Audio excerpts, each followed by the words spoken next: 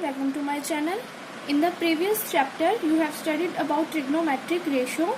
In this chapter you will be studying about some ways in which trigonometry is used in the life around you. मतलब क्या है कि इस chapter में आप किस बारे में पढ़ोगे कि जो ट्रिग्नोमेट्री आपके डेली लाइफ में आपके आसपास चल रही है वहाँ पे जो ट्रिग्नोमेट्री कैसे यूज करेंगे उस बारे में पढ़ोगे। जैसे कि आप हाइट मेजर करने के लिए ट्रिग्नोमेट्री की हेल्प से, डिस्टेंस मेजर करने के लिए। तो देखो फर्स्ट टॉपिक हमारे पास क्या है, line of site. Line of site हमारे पास क्या होती है, line of site is the line. Line of site क्या है, हमारे पास एक लाइन है जो कि ड्रॉ की गई है, drawn from eye of an observer to the point in the object viewed by the observer. क्या बोला उन्होंने कि लाइन ऑफ साइट क्या है, एक लाइन है जो क्या है, ड्रॉन की गई हुई है कहाँ से कहाँ तक, जो आपके पास ऑब्जर्वर की आई है वहां से एक पॉइंट इन द ऑब्जेक्ट जो कि क्या है, व्यूड बाय द ऑब्जर्वर, यानी कि जिसे कि ऑब्जर्वर जो है देख रहा है।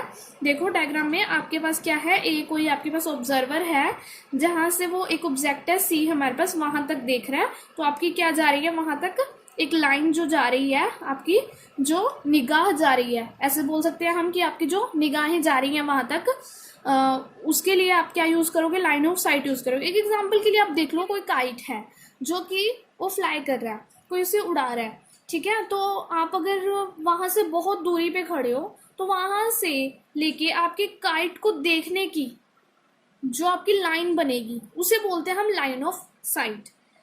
अब है हमारे पास एंगल ऑफ एलिवेशन की। एंगल ऑफ एलिवेशन क्या है, angle of elevation of an object viewed is the angle formed by the line of site with the horizontal when it is above the horizontal level, the case when we raise our head to look at the object।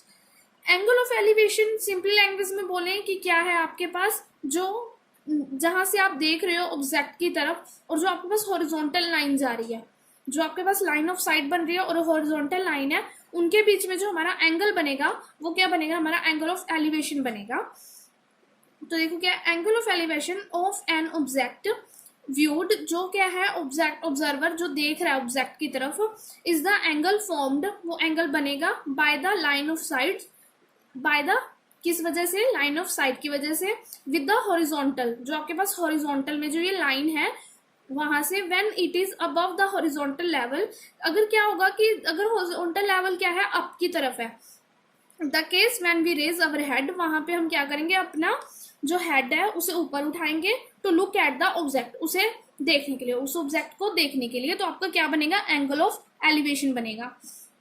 Next आपके पास से क्या है कि angle of depression. Angle of depression क्या है, angle of depression of an object viewed is the angle formed by the line of site. मतलब क्या है कि एंगल ऑफ डिप्रेशन आपके पास क्या है कि वो एंगल जो बनेगा लाइन ऑफ साइट के साथ, लाइन ऑफ साइट और हॉरिजॉन्टल के साथ जब बिलो में होगा, when it is below the horizontal level, अगर वो हॉरिजॉन्टल लेवल से बिलो में हो। जैसे आप ये वाली जो आपकी फिगर है इसमें देखो कि वो क्या है, हॉरिजॉन्टल लेवल से बिलो में देख रहे हो आप, उसे बोलेंगे हम एंगल ऑफ डिप्रेशन, ठीक है। नेक्स्ट आपके पास क्या है कि the case when we lower our head to look at the object, जब आप क्या करोगे कि ऊपर से नीचे तक देखोगे, अपना सिर नीचे करके देखोगे ऑब्जेक्ट को। जैसे मान लो कि देखो यहाँ पे क्या है, ऑब्जर्वर है जहां से वो देख रहा है कहाँ, ऑब्जेक्ट की तरफ, तो वो नीचे की तरफ देख रहा है। तो जो अबव का हॉरिजॉन्टल लेवल है, ऊपर का हॉरिजॉन्टल लेवल है, उसका लाइन ऑफ साइट के साथ जो एंगल बन रहा है उसको बोलेंगे हम एंगल ऑफ डिप्रेशन। नेक्स्ट आपके पास क्या है, हाइट और लेंथ ऑफ एन ऑब्जेक्ट, जो हाइट और लेंथ है किसी ऑब्जेक्ट की, और the distance between two distinct point.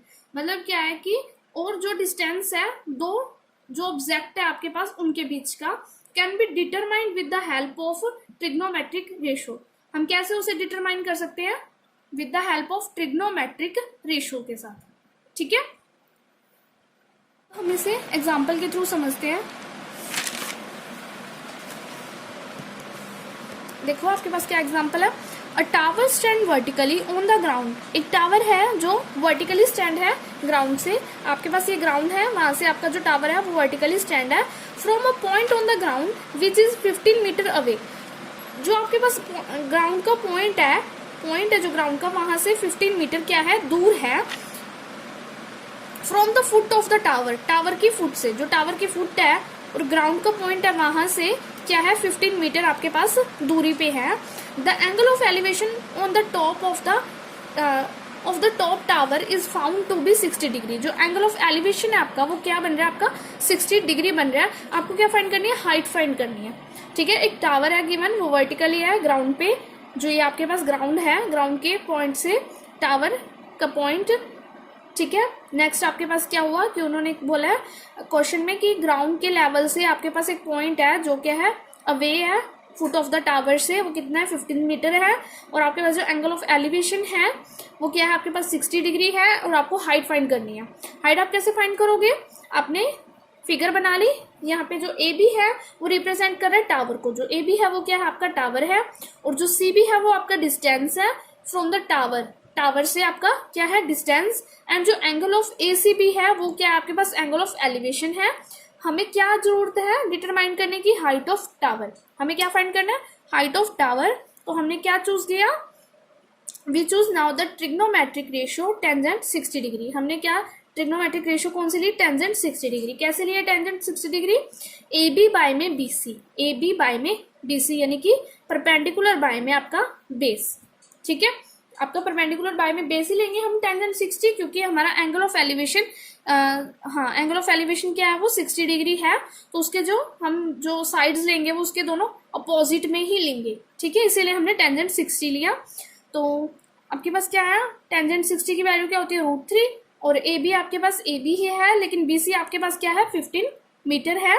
तो आपने क्या किया, यहाँ से 15 क्रॉस मल्टीप्लाई करके देख लिया कि ये चीज जब क्रॉस मल्टीप्लाई की तो 15√3, ए बी आपके पास क्या आ गया 15√3 मीटर। तो आपके पास हाइट क्या है टावर की, वो क्या है 15√3 मीटर है।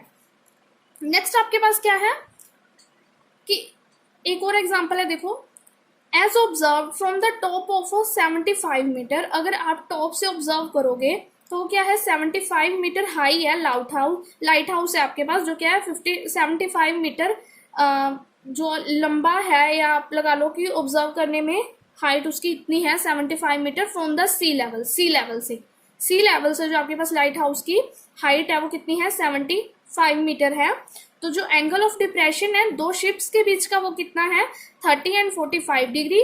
If one ship is exactly behind the other, अगर एक शिप क्या है जस्ट दूसरी शिप के पीछे है, बिल्कुल उसके पीछे है on the same side of the light house, और लाइट हाउस के बिल्कुल सेम साइड पे, देन हमें फाइंड क्या करना है, डिस्टेंस फाइंड करना है किसके बिटवीन, दो शिप्स के बिटवीन। ठीक है, आपके पास क्या है सी लेवल है, सी लेवल से जो लाइट हाउस की हाइट है वो कितनी है 75 मीटर है। दो शिप्स गिवन है आपको, उनके एंगल गिवन है। एंगल क्या है आपके पास 30 डिग्री एंड 45 डिग्री। जो आपके पास एक शिप है वो दूसरी शिप के जस्ट पीछे है, और वो क्या है सेम साइड पे है लाइट हाउस की। तो आपको फाइंड क्या करना है, डिस्टेंस फाइंड करनी है दो शिप्स के बीच में। तो देखो कैसे फाइंड करेंगे, हमारे पास क्या है कि एक फिगर है हमारे पास, जो ए बी है वो क्या है आपके पास, ए बी जो आपके पास क्या है लाइट हाउस है।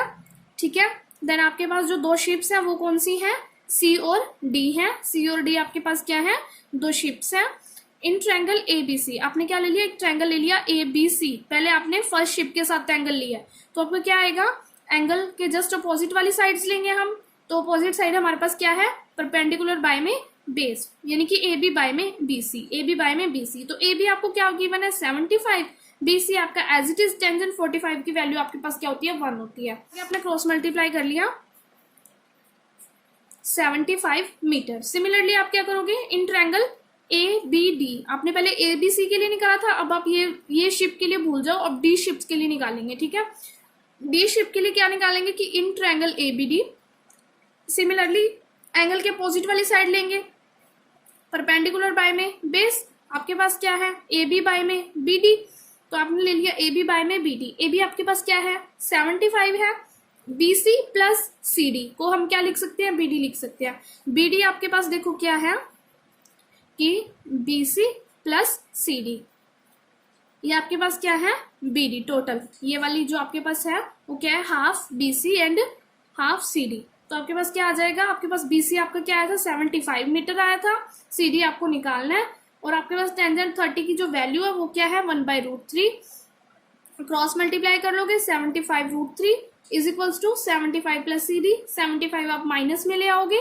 देन 75 अगर आप कॉमन लोगे तो √3 - 1 इज इक्वल्स टू CD, यानी क्या आ गई 75 ब्रैकेट में √3 - 1 मीटर। तो आपका जो डिस्टेंस आया दो शिप्स के बीच का वो क्या है 75 ब्रैकेट में √3 - 1 मीटर। आपके पास ये जो है डिस्टेंस आ गया दो शिप्स के बीच में।